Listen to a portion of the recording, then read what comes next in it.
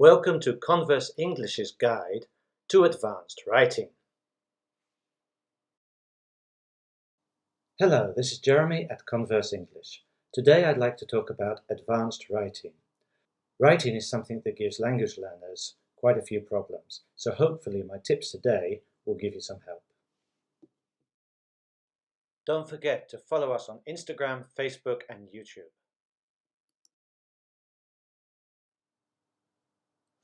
Okay then, so let's have a look at what makes good writing. By the time you get to B2, C1 level, you've got a lot of grammar. You know how to write, you've got some ideas. However, organization is still a problem, trying to put it all together. So, let's have a look at the elements of a good piece of writing. The advanced grammar, vocabulary, obviously you've got to have that. That's what I said, B1, C1 level, you've already got the elements that you need. However, what you really need to do in order to create a good piece of writing is to give a clear structure and organization, and this helps the reader to understand what you're talking about. Obviously the content, well, that's over to you, but obviously excellent content is essential. So what other elements are there of the writing? First of all, we have descriptive language. Then we have comparative and analytical language. Finally, we have hypothetical and conditional language. These all play a part in creating a good piece of writing. Descriptive language. Obviously for this we can use past simple, continuous, present simple, continuous, present perfect, passive voice to give the background, the general idea of what is going on. Then for comparative and analytical language, we need linking expressions, showing contrast and clarity, technical vocabulary, showing changes in trends, etc.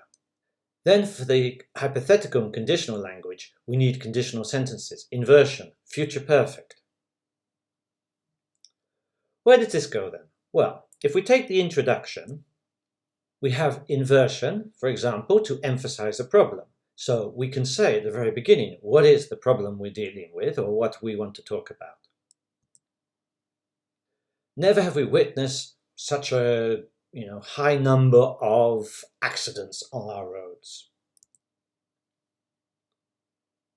Seldom does one meet really happy people. Not only does something hurt, but it also helps you, strangely enough. Embedded sentences give you complex descriptions. So in the middle of the sentence, we can give a secondary clause giving extra information.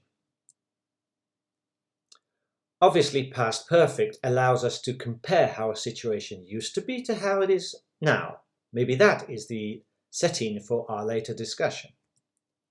In the main body of the text then, we can use cleft sentences.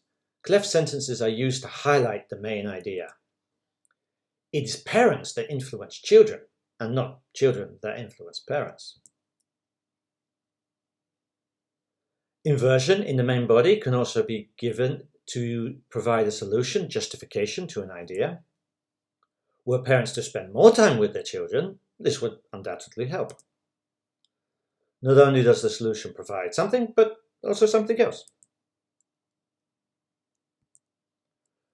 Also in the main body then we can use passive voice. This allows us to be distanced from the main discussion and to provide objectivity. Were something to be done, then this would undoubtedly help.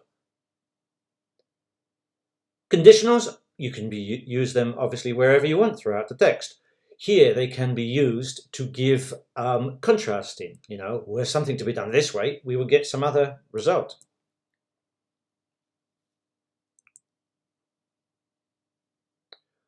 Again, these complex sentences can elaborate on ideas. As I mentioned before, the embedded sentences.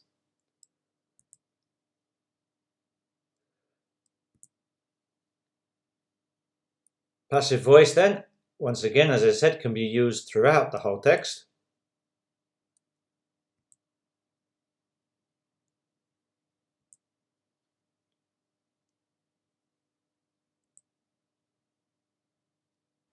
When it comes to the conclusion, we can use conditionals to hypothesize and speculate about the future.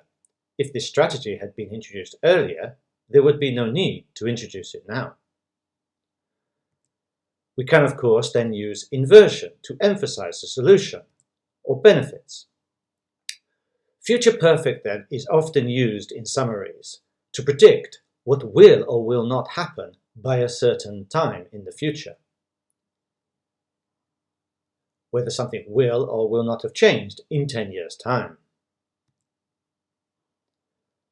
Past perfect, though, can also be used to show a change, to emphasize how something was different to the state it is now.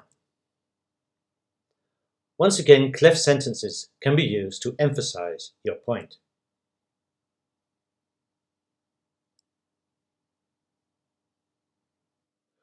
Okay then, so now we've dealt with the grammar, let's look at it from a structural point of view. The concept of signposting is providing information about where and when you are going to mention something, so that the reader is always fully informed as to what is going to come. There are two main types of signposting. We have major signposting, dealing with introductions, conclusions, summaries, etc., etc. And then we have linking and short phrases which tie everything together. In terms of linking words and short phrases, here you can see various different phrases that allow you to tie your sentences together. I won't go into them now, you can pause the video and look at them later. However, there are lots of them which allow you to link each sentence to the next sentence. In terms of major signposting introductions, you should always explain what the purpose of the essay is, or the report, or whatever you happen to be writing, and also in what order you're going to talk about things and what are the main sections of the report.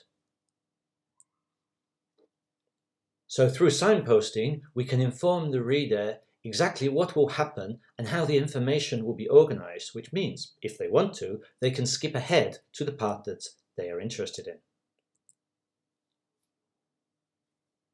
So here we've got several examples. The report will address three aspects by describing, reviewing, evaluating the report, will argue, attempt to demonstrate, etc., etc. Obviously, we can also introduce different ideas. Basically, we've got in the middle here, firstly, secondly, finally. However, you can elaborate on that by giving more complicated introductions. Once you've actually stated an argument, it is good to refer back to it before you move on to the next point. So we've got, for example, having established that A equals B, we are now going to see if B equals C. We can then obviously talk about contrasting ideas. It is always good, as I said, to refer to something you've talked about before talking about the new point. In contrast to the evidence presented, something, something, something. In terms of summing up then, we can say things like, it is clear, it is obvious from the evidence has illustrated that, etc., etc.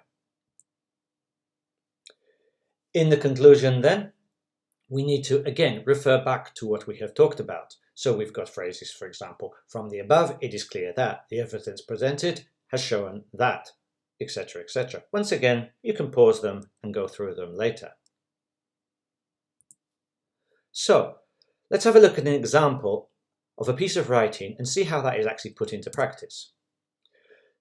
The essay is going to look at the idea of increasing retirement age, which is common in many European countries, and what are the implications of this.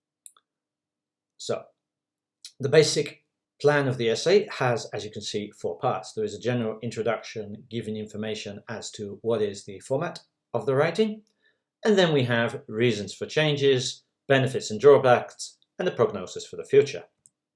So, in the introduction then, as mentioned before, the introduction will provide information as to what will follow. Here then we've got major signposting. Okay, so looking at the first sentence, we can see the topic of the whole piece of writing, and then we've got keywords such as assess, discuss, speculate, which show what are the three main sections of the writing. In terms of the first section then, the reasons behind it, once again we have key phrases signposting different parts of the paragraph. Okay, so we can contrast different ideas and it all doesn't just run into one. So in the second part then, we've got similar idea. It begins with a strong sentence saying what is the general idea behind that paragraph, and then we've got various phrases dividing up the main ideas. For the final part then, the predictions for the future, once again, open with a strong sentence giving the general idea behind that paragraph and some linking expressions. That concludes this guide on advanced writing. Don't forget to subscribe for more helpful tips.